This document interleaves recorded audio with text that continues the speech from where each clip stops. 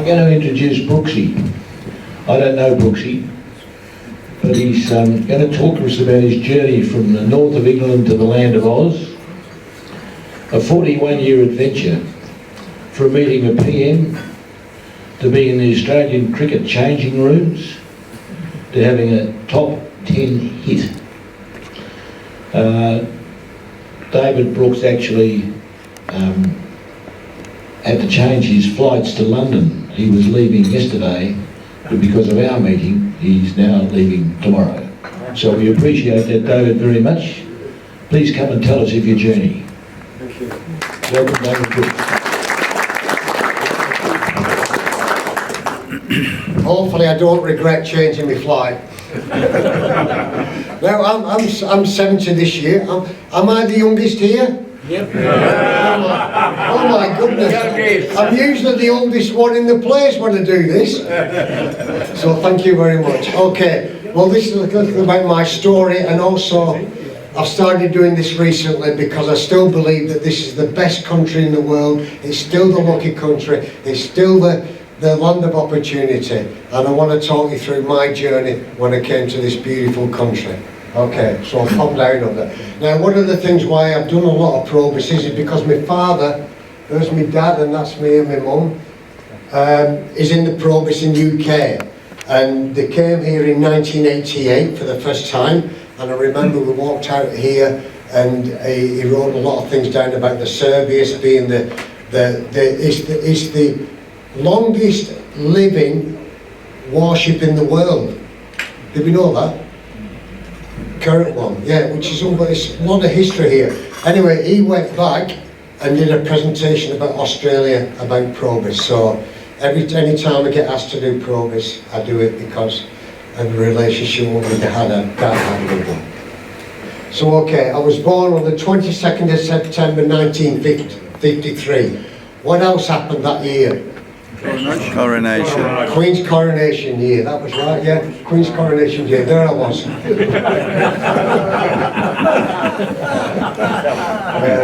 Yeah, the Queen's coronation year is right. And what else, no, you can't speak here, Jeff. What else happened very significant in Australia? What else happened in 1953? My 21st birthday. Any Collingwood supporters here? Any Collingwood haters? One thing I've learned about Australia, yeah, they love or hate Collingwood. Okay, so 1953, when the year I was born, some of the songs that time, we're going to have a bit of a sing-along now. Here we go. You'll probably remember these. Oh, what have we done here, Jeff? I have no idea. Are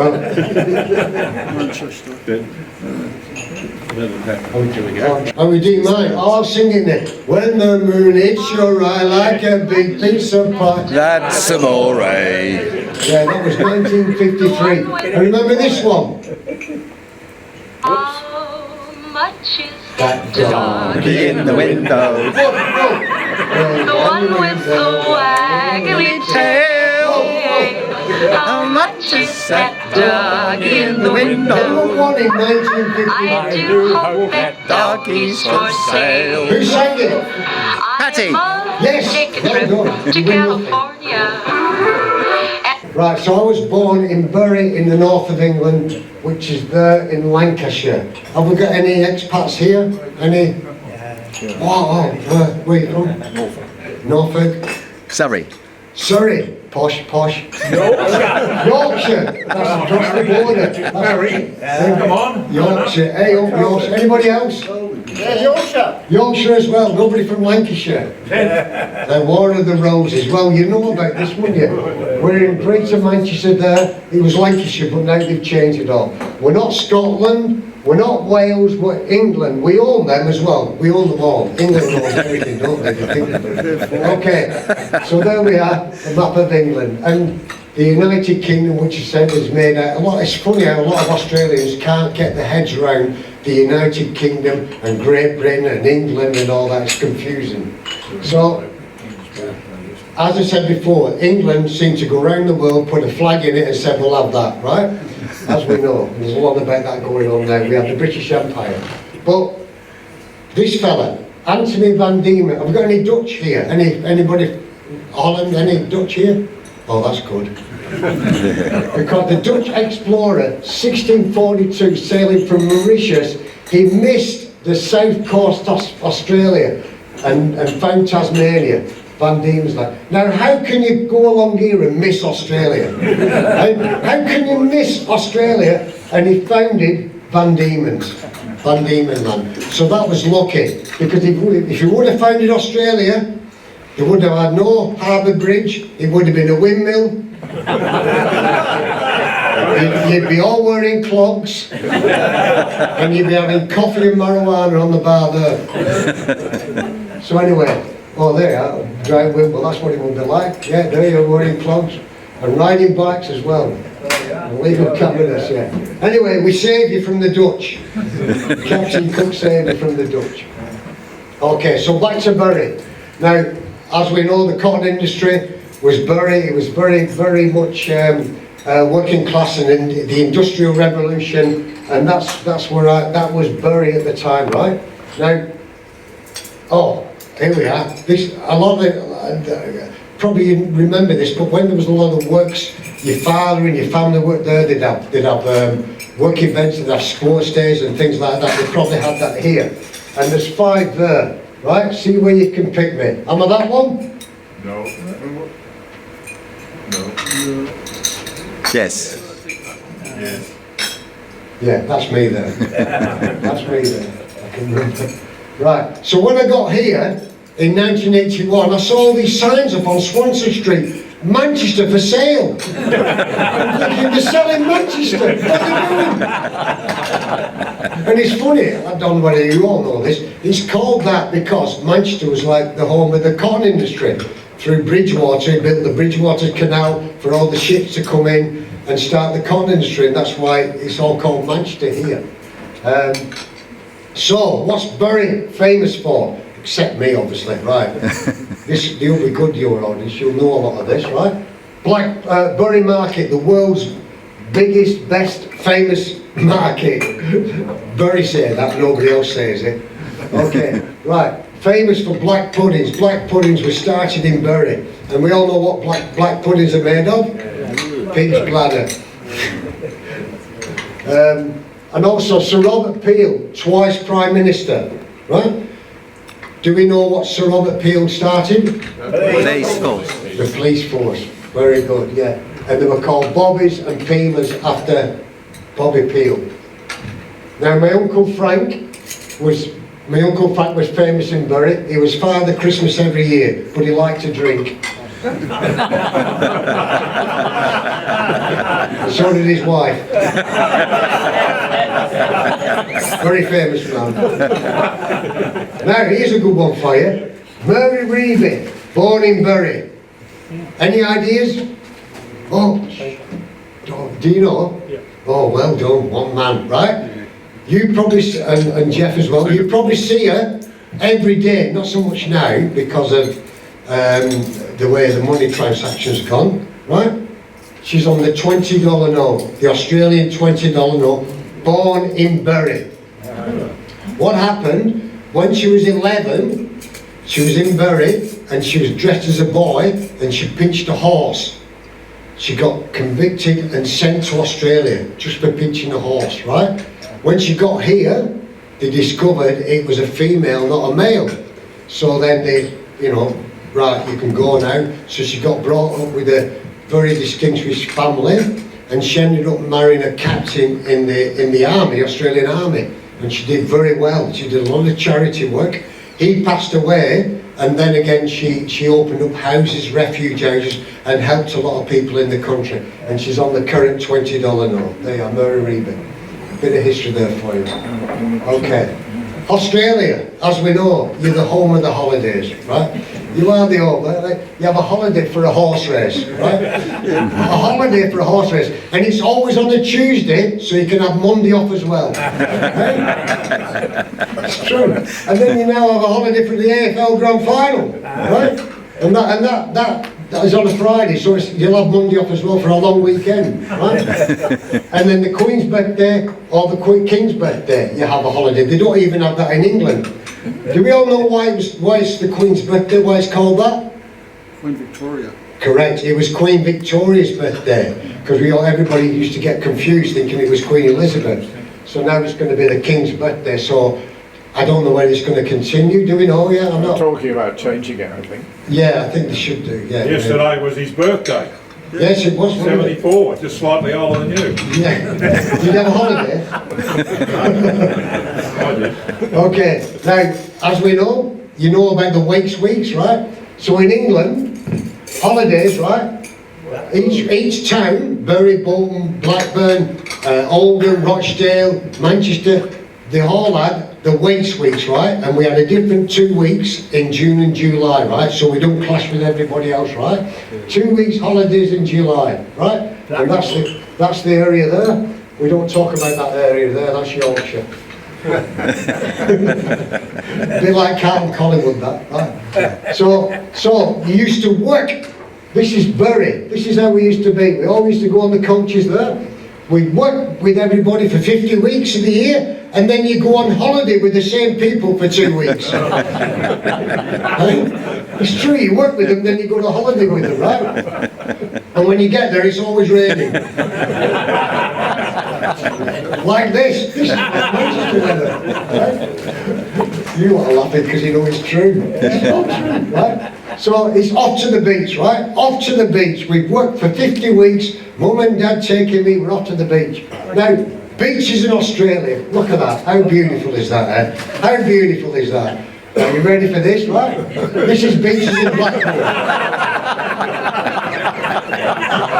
You would have been to Blackpool, wouldn't you? That is exactly what it was like. They're all in suits and all that. And they're selling tea, not beer. Cups of tea. Look at it. Out of Blackpool. Right. Anyway, all I wanted to do was play football for Bury. Right, that's all I wanted to do in my life, to be a footballer. Right, growing up, that's all you wanted to do, play for the town team. Right, and the highlight of my life was playing against this. Oh, you can't see him. He's here. He's gone off the thing. It's Bobby Charlton. Remember Bobby Charlton? Yeah. Yeah. Oh, there he is, Bobby Charlton there. But he's here. He's here. He's there. Anyway, that was the highlight of my life, to play against Bobby Charlton. There's me, full back for Bury. Right? That's all I wanted to do, 1972. Anyway, then we had a sliding door moment. I didn't make the grade with Bury, and then I started going down the, like VFL, playing the next league down, right? So then I'm playing against Rosendale United and Ashton, and it's called Dark Lane, and how bad is that, eh? It's dull and dreary, and that's just the people. It's true though. Oh, look at it. So I looked at, so anyway, so I'm playing, oh sorry, I've done it again. Right, I'm playing that game, alright, true story.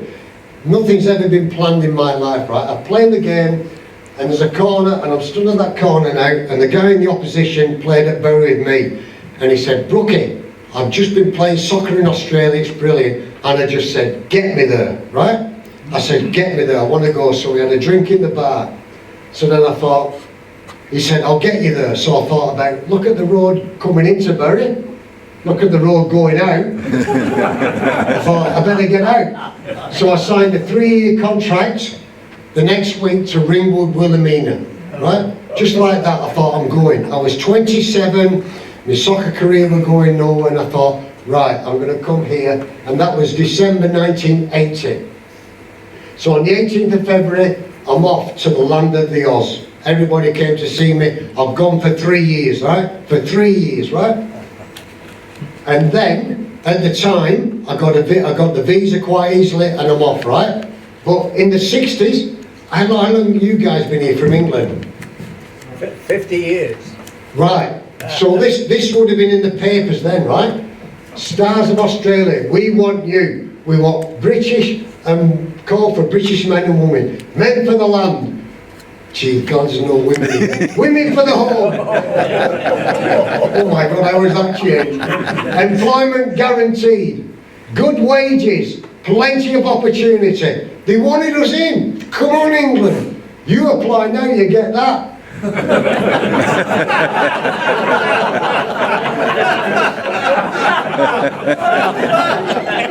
It's true. So anyway, I've arrived, 20th of February 1981, and I get off the plane and I see that, the sun, right, look at it like that, right, I see that, right, my first week in Australia, all true this, right, I had my first steak on a Monday. We only had steak then at like Christmas or birthdays, we couldn't afford it. You know, we used to see it, my mum used to take us to the butcher's to look at it. If you're a good boy, this is what you get for Christmas, right? I had my first cold beer, right? And you like this, and I had my first shower. True, we had no showers, did we? We had no showers. And this is true as well. We had a bath. Whether we needed it or not, once a week. After a football game as well. Pardon? After a football game. Yeah, after a football game, yeah. Anyway, I came here to Ringwood, Wilhelmina in 1981, there I am, right? And I'm so excited, 3-year contract, right? And then my first game is Sunshine City. 40 degrees it is, right? So I'm going, sunshine, that must be great. It must be like, you know, beaches, sun-clad women, it must be fantastic. That's sunshine. I thought I was back in Manchester. Anyway, it was so hot, I've gone from a wet country to the sunburned country, right? So, word of a lie, it's like the next week I'm playing and my hair was going, and I had like a monkey's ass, what they call it, and I was getting burnt. I was going pink. Anyway, half time, the coach put a handkerchief on my head. So I played the second half with a handkerchief on my head. So that was my, right, I've come to play professional soccer player and ended up being an idiot because it was in the paper saying a new cap for Ringwood with a ring on his head. So anyway, the lucky country, right? I've been here a couple of years, right? And this is when I thought, I love this country now. I love this country now, right? If Margaret Thatcher was running England and you got Bob Hawke here, right? And you just won a boat race, right? And I find out that your Prime Minister won the Yard of Ale at Oxford. Hey, how good is that? And then you win a boat race and he's drunk at 8 o'clock in the morning. Any boss who sacks anyone today for turning up is a bum. That's your Prime Minister. I couldn't imagine Margaret Thatcher doing that. I just left England in the, if you remember, it's in the 70s and 80s. We had football hooliganism, we had the miners' strikes, everybody out of work, we had a 3-day week and all that, you know, and I come out here and you've got your Prime Minister like that, I'm thinking, oh, I'll have a bit of this is my country, I'll fit in here. So I ran the cities of Cephas, Borat. The Prime Minister's a larrikin, he must have been a thing, be a larrikin. Right? So anyway, I don't know if you remember this, but my bit of claim to fame for me is 1988. I was with the Music Men, right? And we did a thing on Hey Hey Saturday, Red Faces. But the funny thing is that when I put my first slide on, when I said I'm landing on Fantasy Island, Tattoo is the judge from Fantasy Island, little Tattoo, right? So remember that? 23 years ago. I was telling my soccer mates, we just went up for a laugh and kind of changed my life. And it was for us, we were just going up for a laugh, and next minute Australia took us to heart. They wasn't having a go at us or anything like that. They looked at it and thought, they're having a laugh, they're having a good time, and that really summed up Australia at the time, and still does, right? So then, have I this one here? No, so then we do a bit, then we get a phone call and Tui's want to do a beer commercial with us. So I end up doing a beer commercial, that's in Sydney, that's in Melbourne there, doing a beer commercial with Tui's. just on the back of that having a laugh. All we wanted to do to play soccer, next minute we're getting all these things to do a beer commercial with our mates, right? So then next minute, Michael Gudinski rings me up. Well, I thought it was a wind-up, but it was his secretary. I go and meet Michael Gudinski, and we ended up doing an album, recording it at Red Simon's garage at the back of his house. There was Red there. So it's like, fantastically, what's happening to us, right? So then we do an album. We do the Music Men album. We do Ableton here, arguably one of the greatest players, yeah? Yeah. We do a cricket album. We do another footy album. Remember this guy, John Saw, he's my bro. We did all these albums, right? So then we start. So now we're at the Music Awards. Now we're going to the Gold Coast for Music Awards. Oops. Music Awards. There we are up there. Will Smith, remember Will Smith? Yeah. We're on with Will Smith, Johnny Farnham, all these music, and there we are, the Music Men. We only come to play soccer. Next we're with the Music Awards. The land of opportunity, right? So now we're in the charts. There we are, Music Men, where we are. Ableton there, the Music Men. We're above Lenny Kravitz, Max Sherry, Madonna, we're above Madonna, Michael Bolton, we're above all these big stars, right? Not even thinking about, we're still playing soccer now at the moment. It was a bit of a hindrance this, because it was affecting our soccer games, because a lot of us were playing National League then with the different teams, right? And it was a bit of diversion. But I'm just saying, it was the land of opportunity, the light and the good, you know, you can still do what you want, right? So then, I become an iceberger at Brighton, right? Yeah. Now, has anybody been an iceberg here or swim in the sea? It's fucking freezing. Oh, well done, guys. You know what it's like, don't you, eh? So I'm up at daylight every day, jog around blocks. right.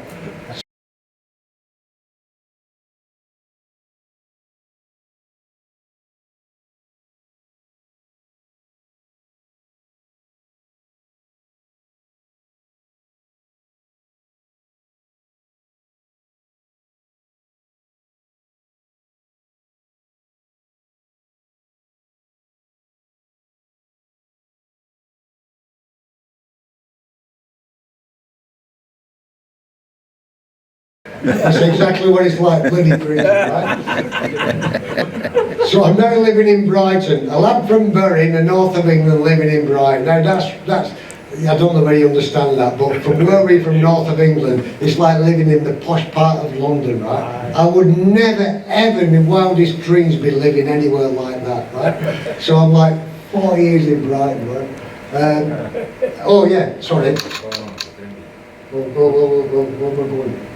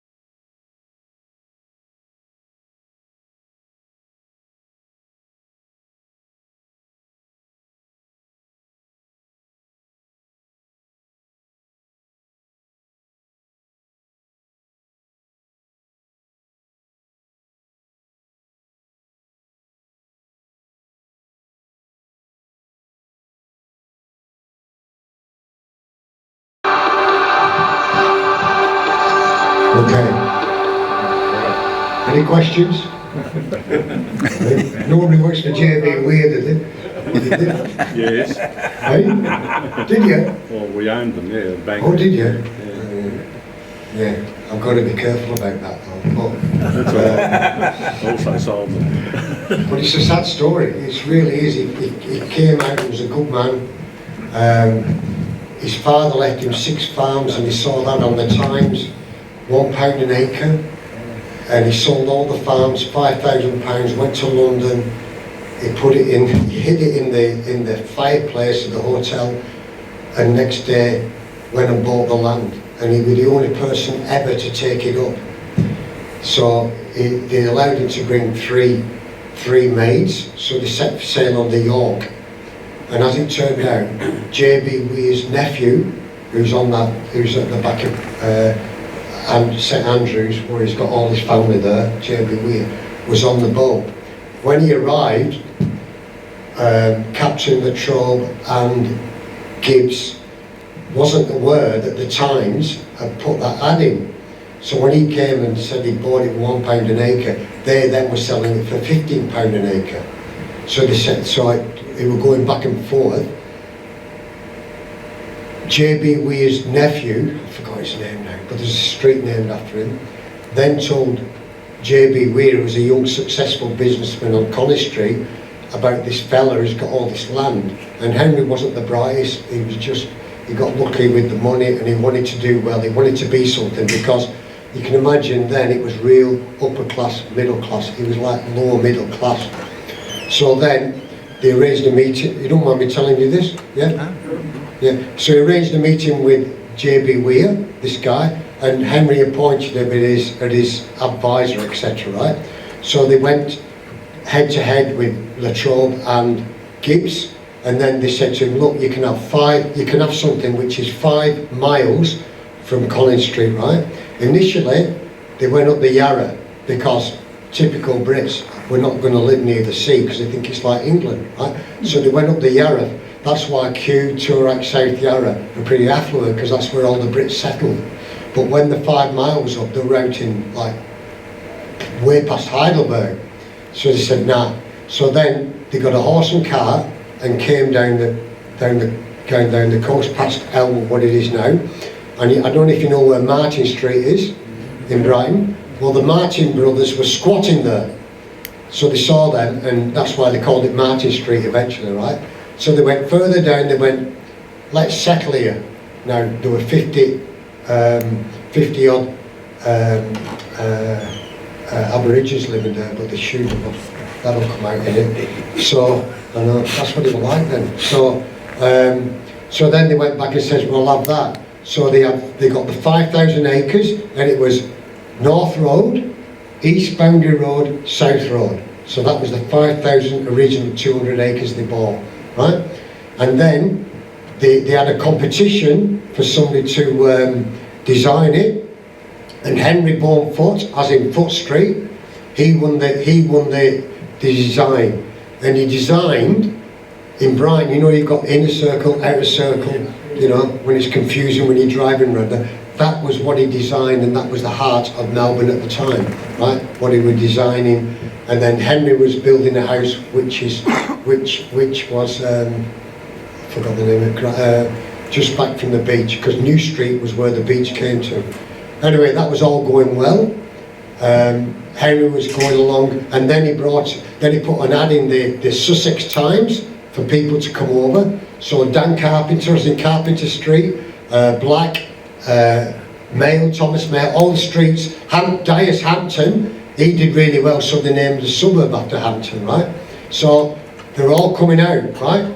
On the way out, all of a sudden everything went belly up because the gold rush started, and everybody then was going to the gold rush, and Henry was borrowing money. Well, he was signing everything, he wasn't the brightest, and then the gold rush happened, and then everything went belly up for Henry in Brighton.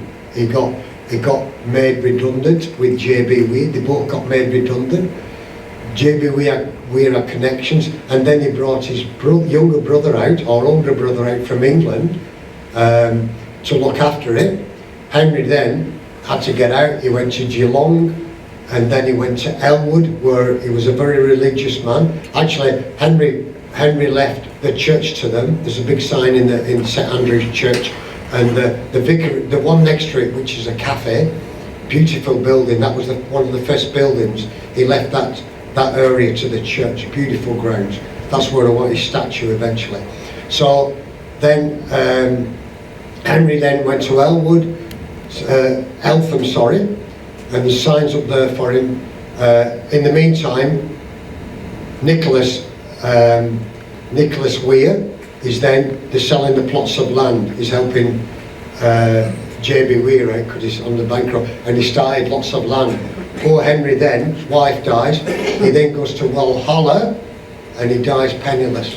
And his graveyard, his gravestone is in Walhalla, which I think is very sad, because we've got Dendy Village, we've got Dendy Street, we've got Dendy Park, and half the people in Brighton would not know. And my goal, before I go upstairs, is to have something of Dendy in Brighton, right? What do you think? Yeah, it is. It's a sad story that he's not really giving it. So eventually, when I'll finish it, and hopefully I'll get some funding. Okay, right. So as I'm trying to tell you, I'm in my 70th year, and I'm proving, like a lot of us who come from Yorkshire and places like that, it's still the land that even people knock it about it. But when you go overseas, you always come back and think, what a great country. Land of Hope is still the luckiest country, safest country, the best beaches. No class distinction, as we will know from Yorkshire and Lancashire, and you're judged on who you are. And I can see now, I'm probably a bit underdressed, but I've been packing. We're envious. And I'm going mad physically, training like mad. But I can see you're all successful businessmen, and I look at your attention, you've really given me the time to tell my story. So from me, sorry. Thank you, Dad. Thank you very much.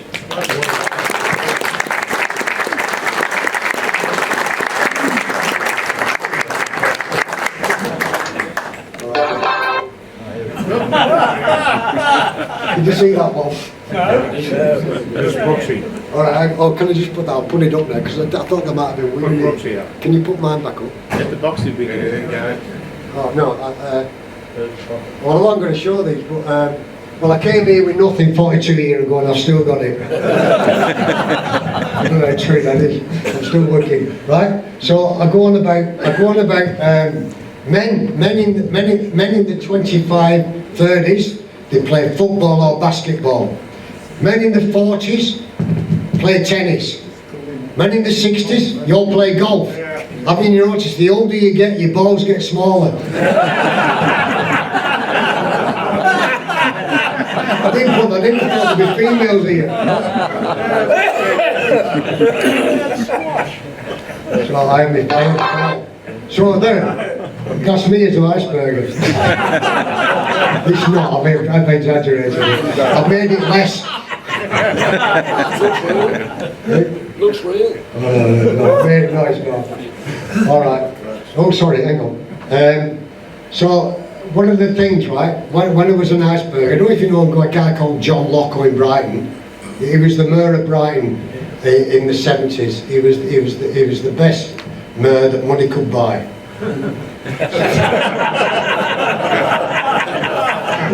Anyway, he reckons he invented the icebergers, right? And then as I do filming, he says, look, we're going to do some boxing, right? And it's corporate boxing, which is popular now, but this was the very first one, and it's 10 years ago, right? And he said, Brooksy, come down and film it. So I went down filming it, and all, and John's fighting, and all the young lads are fighting. Somebody pops out, and John says, why don't you do it? You know, you've seen everybody box, you're fit. And I went, all right, but they were doing it on weight. Now obviously I'm like 5 stone wet, so a young lad come in, half my age, and I sparred with him, and I'm not kidding you, he was like Mr. Bean, right? He was like that. So I said, all right, I'll fight him. So, not knowing what it was all about, it was black tie, it was $300 a head, and like Barry Michael was commentating, it was very professional, as you see. So I've gone in with this fella, not knowing what's going to happen. I think it's a bit of a laugh. Now hopefully it'll play. Sorry, where's the young lad? That's me. Yeah? Born in Bury in the United Kingdom and now an Australian ex-POM, a sales manager with Blue Star Logistics. He has weighed in at 74.5 kilograms at 5'11". He is ready to do the business. Ladies and gentlemen, give a big round of applause for David the Red Devil Brooks. Good. I think it's going to be a bit like that. Here he comes out Track swinging. number 1 brought to you by Roberts Traffic Control.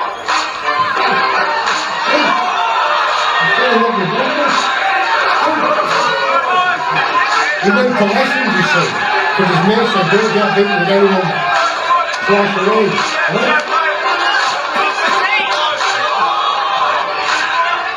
So what's this?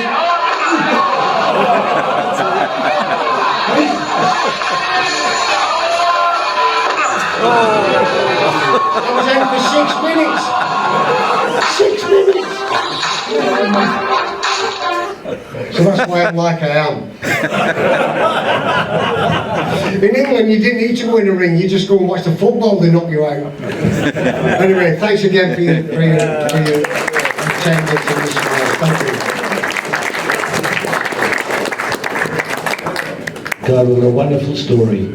Wonderful stories. I'm sure you haven't finished. Gosh. No, you as old men, I could have put a bit more in. David, would you come back for a minute? We have a little gift to give you for your journey. I'll ask Robert Lander to come up and do a vote of thanks for you. Thanks, Owen. Thank you, gentlemen. There's not much to add to that, is there? Except that it is the lucky country, and I came out to the lucky country in 1972. I've still got it all. No. That's what you think. No, thank you. So many stories, and we all very much enjoyed it. Thank you very much, David. Thank you very much.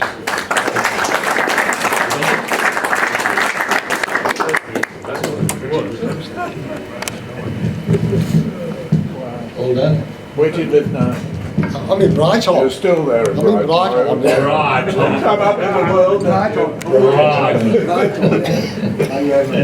I'm going back to this weather.